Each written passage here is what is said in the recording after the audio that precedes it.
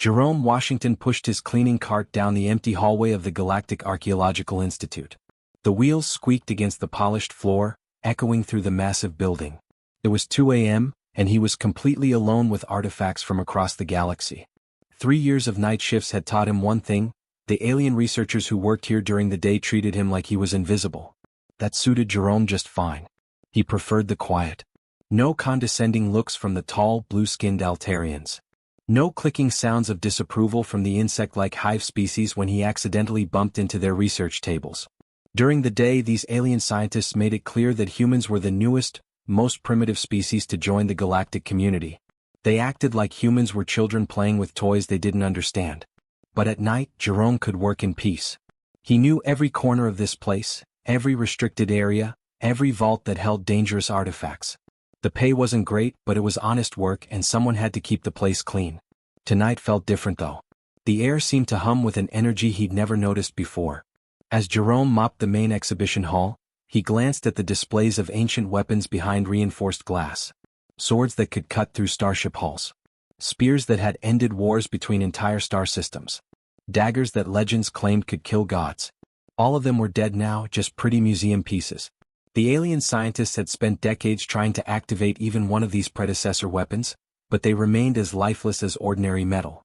Jerome finished the main hall and headed to the restricted levels.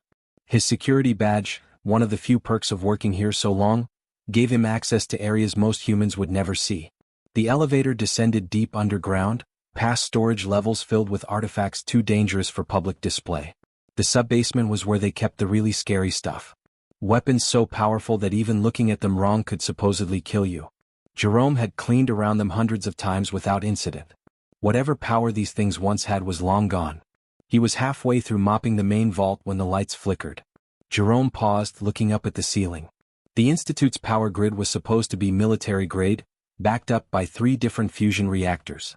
Blackouts weren't supposed to happen here. The lights flickered again, then went out completely. Emergency lighting kicked in, bathing everything in a dim red glow. Jerome's mop bucket gleamed like blood in the strange light.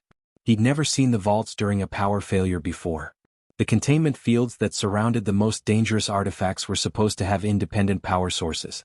But as Jerome looked around the vault, he could see that several containment fields were flickering like dying candles. That's when he heard it. A whisper so quiet it might have been his imagination. Words in a language he'd never heard but somehow understood. Ancient. Hungry. Calling to him. Jerome followed the sound, his sneakers silent on the metal floor. In the far corner of the vault, behind a containment field that was barely visible in the emergency lighting, sat a blade unlike any he'd seen before. It wasn't in any display case or mounted on any wall. It just lay there on a simple metal table, as if someone had left it behind and forgotten about it. The blade was made of what looked like black glass, but it seemed to drink in the red emergency lights rather than reflect them. Along its surface, symbols were starting to glow with a faint silver light. The whispers grew louder as Jerome approached, though he still couldn't make out actual words. His rational mind screamed at him to back away. Every safety briefing he'd ever sat through warned about unauthorized contact with predecessor artifacts. People had died from just getting too close to the wrong ancient weapon. But something about the blade called to him. It felt familiar, like a song he'd heard in childhood but couldn't quite remember. The whispers weren't threatening, they were welcoming. Relieved. As if they'd been waiting for him specifically. The containment field flickered one more time and died completely. Jerome reached out without thinking. His fingers closed around the blade's handle, and the world exploded into light and pain and impossible knowledge. Symbols blazed across the weapon's surface, burning themselves into his vision. The whispers became a roar of voices speaking in languages from before Earth's sun was born. Power surged through Jerome's body, rewriting something fundamental in his DNA. The blade felt warm in his hands, alive, eager. It showed him flashes of memories that weren't his own vast fleets moving between stars, worlds bowing before weapons just like this one, an empire that spanned half the galaxy. Across space, on thousands of worlds and hundreds of star systems, alarms began screaming as ancient weapons stirred to life for the first time in millions of years. Every single one of them turned toward the same point in space, Earth's northern hemisphere, and began broadcasting the same message in every language ever spoken. The message was simple, impossible, and absolutely terrifying. King. Dr. Aaliyah Thompson's communicator buzzed frantically as she rushed through the empty corridors of the Galactic Archaeological Institute. Emergency alerts flooded her screen, reports from archaeological sites across the galaxy, all saying the same impossible thing. Ancient weapons were waking up. She burst into the restricted vault to find Jerome unconscious on the floor, his body curled around a blade that pulsed with silver light. The weapon's surface crawled with moving symbols that hurt to look at directly. In all her years studying predecessor artifacts, Aaliyah had never seen anything like it. "Security, I need a medical team in Vault 7 immediately," she spoke into her communicator, kneeling beside Jerome. His pulse was strong but erratic and his skin felt warm to the touch. The blade seemed fused to his hand, every attempt to remove it failed. Her assistant, Dr. Kevin Brooks, arrived with the medical team. "Director Thompson, you need to see these reports," he said, his face pale with shock. "It's happening everywhere."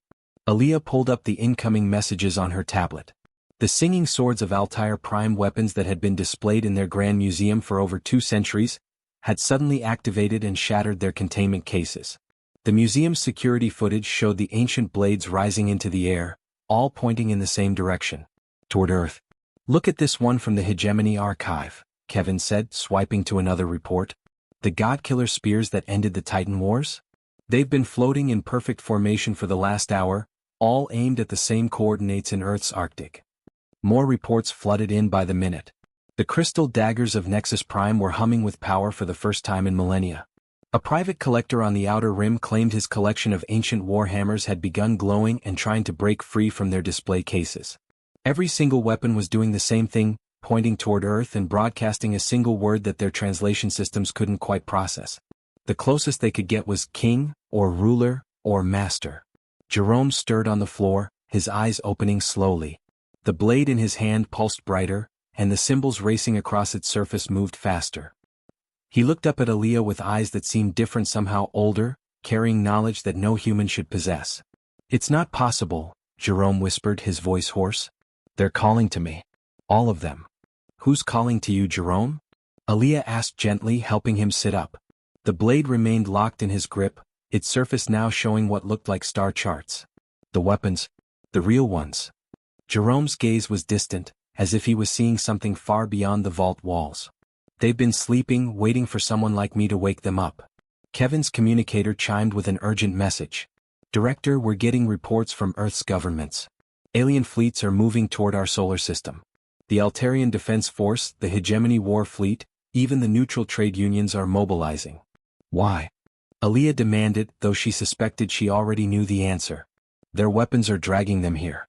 Ship commanders are reporting that their ancient artifacts are overriding navigation systems, pulling their vessels toward Earth whether they want to come or not." Jerome struggled to his feet, the blade helping him maintain balance. "It's starting," he said quietly. "What was lost is being found again." Aaliyah's tablet chimed with another priority message. This one made her blood run cold. The message was from Dr. Patricia Anderson, head of xenoarchaeology at the Lunar Research Station. "Aaliyah, you need to see this. We've been monitoring energy readings from Earth's Arctic region. There's something massive under the ice.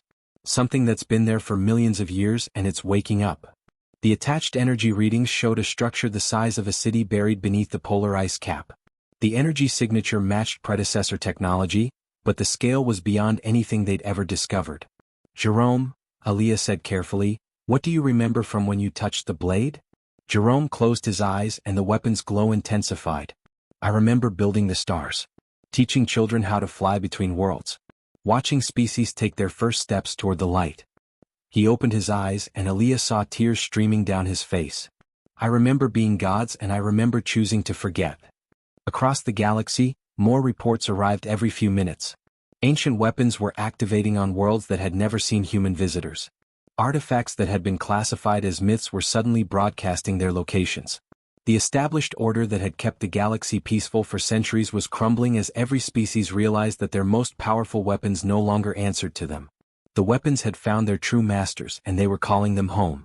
In his small apartment in New Detroit, Quentin Hayes woke up to find a glowing spear floating beside his bed. In Lagos, Imani Okafor discovered a crystal sword waiting for her in her kitchen. Across Earth, ordinary humans were being chosen by weapons that defied explanation. The galaxy held its breath as humanity's forgotten legacy began to stir, and Jerome Washington, night shift janitor turned reluctant prophet, prepared for a journey that would change everything. Jerome woke up in a medical bed 3 days later feeling like someone had rewired his entire body. The black blade lay beside him on the hospital table, still pulsing with that strange silver light. Every time his heart beat, the weapon responded with its own pulse of energy. They were connected now in ways he couldn't understand. Dr. Aaliyah Thompson sat in the chair beside his bed, looking exhausted. Dark circles under her eyes told him she hadn't slept much since finding him in the vault. "How do you feel?" she asked. "Different," Jerome said honestly. "Like there are voices in my head, but they're not crazy voices. They're memories, I think. Really old ones that don't belong to me. Jerome, I need to tell you what's been happening while you were unconscious." Aaliyah pulled up news feeds on her tablet. "It's not just the museum weapons anymore. Reports are coming in from all over Earth." The news footage was incredible. In Chicago, Rashid Williams had been working his construction job when a massive war hammer materialized right in his hands. The hammer was carving through concrete and steel like they were paper. In Miami, Destiny Parker was a nurse who'd found a crystal staff waiting for her in the hospital break room. When she held it, she could somehow heal people just by touching them. "There are dozens of them," Aaliyah continued. "Ordinary people all over the world suddenly bonding with weapons that shouldn't exist. And they're all getting the same urge you described, the need to go north." Jerome sat up carefully. The blade hummed approval when he moved, like it was encouraging him. "The voices are getting stronger. They're showing me things, maps, star charts, coordinates. There's something in the Arctic that's been waiting for us." "That's the problem," Aaliyah said grimly. "You're not the only ones heading north. The alien fleets have arrived." Through the medical center's windows, Jerome could see the sky filled with ships. Massive alien vessels hung in Earth's atmosphere like dark clouds. Some were sleek Altarian cruisers, their blue hulls gleaming in the sunlight. Others were the brutal-looking warships of the hegemony, bristling with weapons designed to crack planets open. "They're not here to hurt us," Jerome said with sudden certainty. "Their weapons are pulling them here just like ours are pulling US north. They can't control it any more than we can." "The world governments don't see it that way," Aaliyah replied. "They've declared a global emergency. Military forces are mobilizing, but honestly, what can human weapons do against ships that can travel between stars?" Jerome stood up, testing his balance. The blade felt weightless in his hand now, like it was part of his arm. "I need to leave. The longer I stay here, the stronger the pull gets. It's like the weapon is getting impatient." "You can't just walk to the Arctic Circle, Jerome. That's thousands of miles of wilderness." But even as she spoke, they could hear something happening outside. The sound of metal moving through air, like giant wind chimes caught in a storm. Jerome moved to the window and looked out in amazement. Weapons were flying.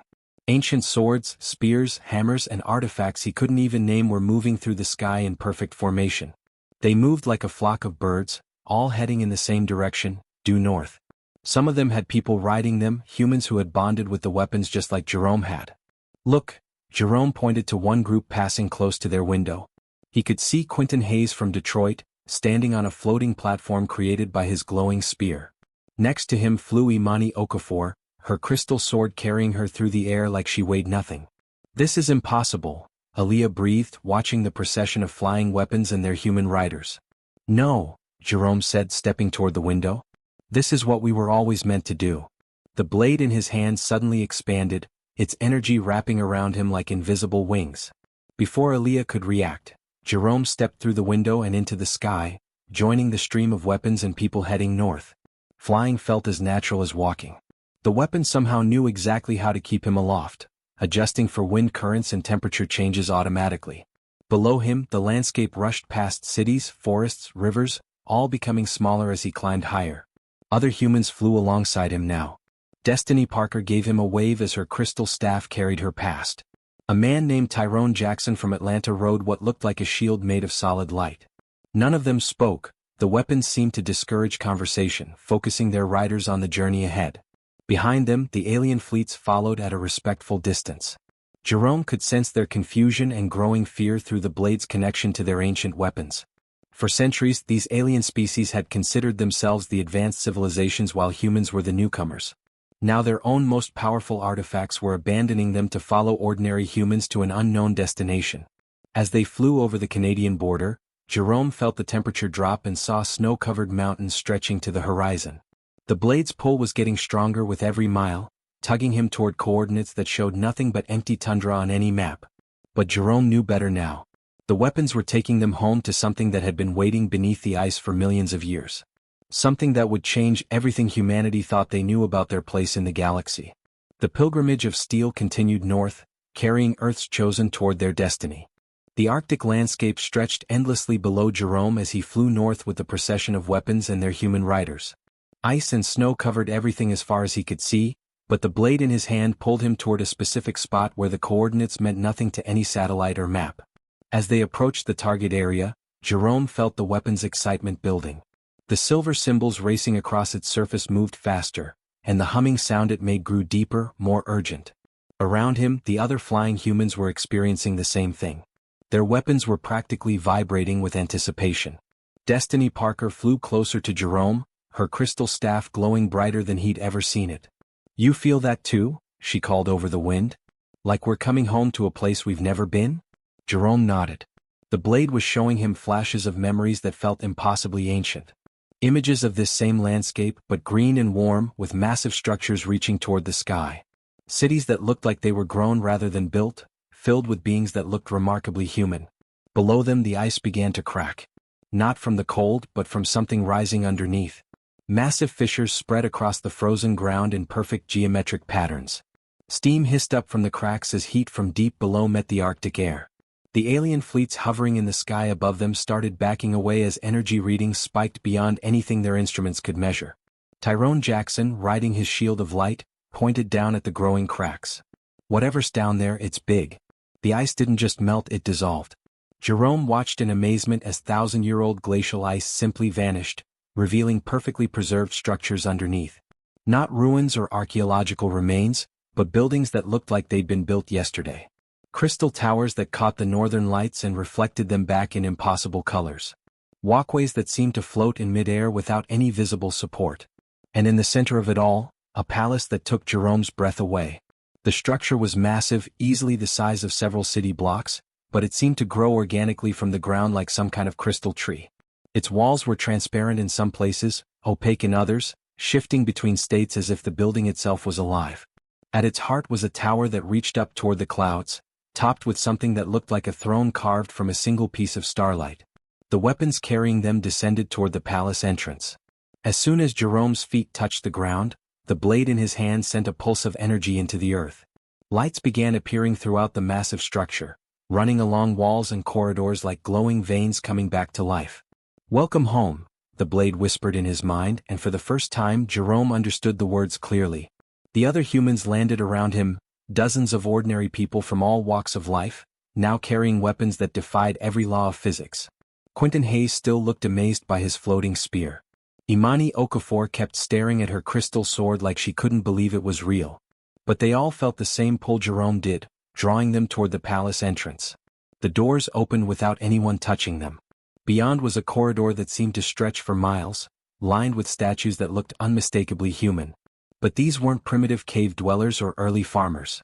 These were humans dressed in clothes that seemed woven from light itself, carrying weapons and artifacts that pulsed with the same energy as the blade Jerome held. "This place has been waiting for us," Destiny said quietly as they walked deeper into the palace. "But how long?" Jerome was getting flashes of memories from the blade, images of Earth when it was young, before the other alien species had even evolved past primitive tribes. He saw humans not as the newest members of galactic civilization, but as its founders. The teachers. The ones who had lifted other species from their home worlds and shown them the stars. They reached the central chamber and Jerome's heart nearly stopped. The throne room was enormous, with a domed ceiling that showed real stars moving in real time. But it wasn't just any view of space, it was a map showing thousands of worlds, connected by lines of light that pulsed like heartbeats. Each world was marked with symbols that the blade translated for him. Human colonies, species uplifted and educated by human teachers, trade routes established by human explorers. And in the center of it all sat the throne. It was exactly like the one Jerome had seen in his weapon-induced visions, but seeing it in person was overwhelming. The throne seemed to be carved from crystallized starlight, shifting between solid and transparent as he looked at it. Steps led up to it from every direction, and around its base were smaller seats, dozens of them, sized for the weapons and their human carriers. "We built all this?" Imani whispered, staring up at the star map. Humans did this? Jerome nodded, the blade's memories flooding through him. We weren't the young species joining an established galactic community. We were the ones who created that community. The other alien races, we uplifted them, taught them, gave them technology and wisdom. Then what happened to us? Quentin asked. Why don't we remember? The blade showed Jerome flashes of the answer. A great catastrophe. A choice made by human leaders to sacrifice their empire to save their subjects. Humans voluntarily giving up their advanced technology and retreating to Earth, wiping their own memories to start over as a primitive species. They had chosen to forget their godhood to save the galaxy. Above them, through the crystal dome, they could see the alien fleets. Ships from every species that humans had once uplifted and guided, now hovering uncertainly over the palace their ancestors had built.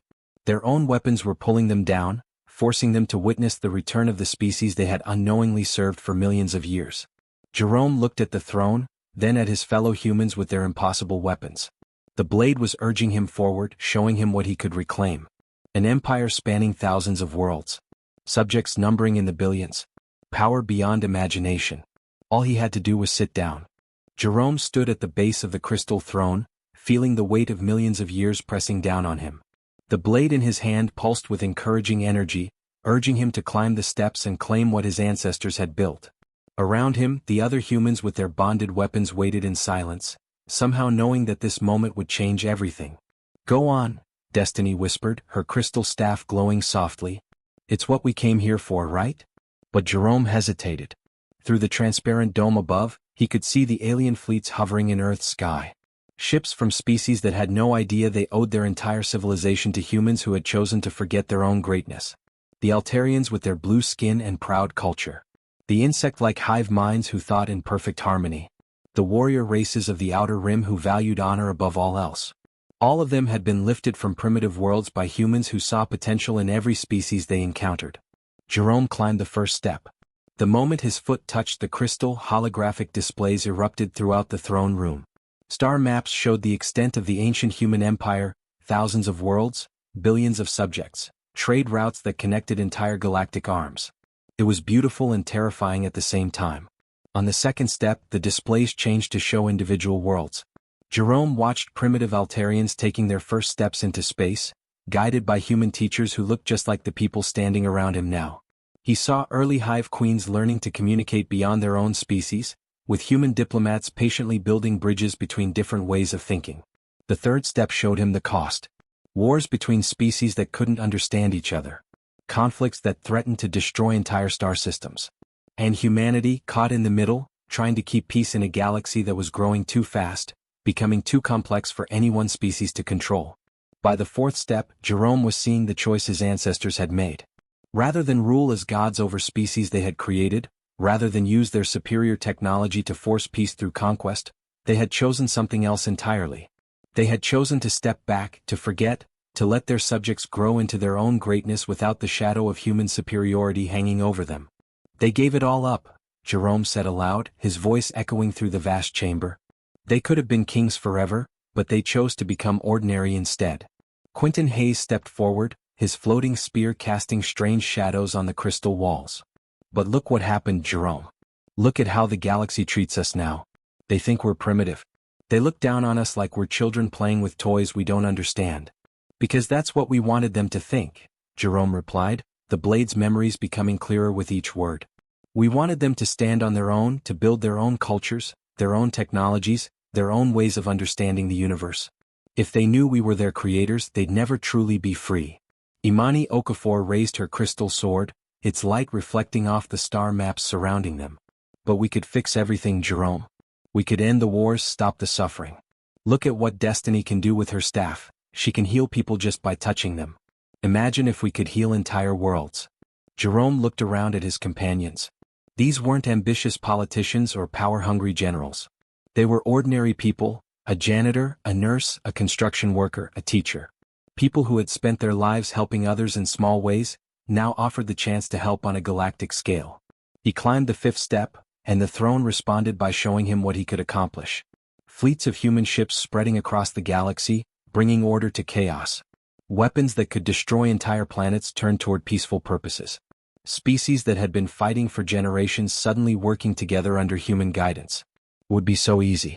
All he had to do was sit down and accept what was rightfully his. Instead, Jerome stopped climbing. No, he said quietly, then louder, no. The blade in his hand seemed shocked by his decision. The crystal throne pulsed with confusion, and the holographic displays flickered uncertainly. Jerome, what are you doing? Tyrone Jackson asked from his position near the smaller seats. This is our birthright. This is what we were meant to be. Our birthright was the choice to give this up, Jerome replied, turning to face his companions. Our ancestors weren't cowards who ran away from responsibility. They were heroes who chose freedom over power. They chose to let the galaxy grow up instead of keeping it as their personal kingdom. He held up the blade, its surface now showing symbols of uncertainty and concern. These weapons want us to reclaim the old empire. But maybe what the galaxy needs isn't human kings. Maybe it needs human friends. Destiny stepped forward, her staff's healing light growing brighter. What are you suggesting? Jerome looked up at the alien fleets through the crystal dome. I'm suggesting we make the same choice our ancestors made. But this time we don't have to forget. We can be partners instead of rulers.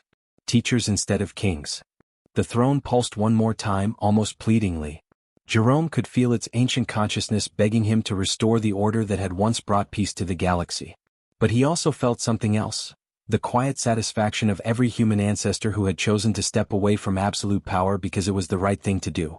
Jerome Washington, night shift janitor from Detroit, turned his back on godhood and walked down the crystal steps. One by one the other humans followed him. Their weapons dimmed slightly but didn't abandon them. Instead, the ancient artifacts seemed to accept this new purpose, this choice to serve rather than rule. Above them the alien fleets began to descend. Not as conquerors or subjects, but as equals meeting equals for the first time in millions of years. The age of human empire was over. The age of galactic partnership was about to begin.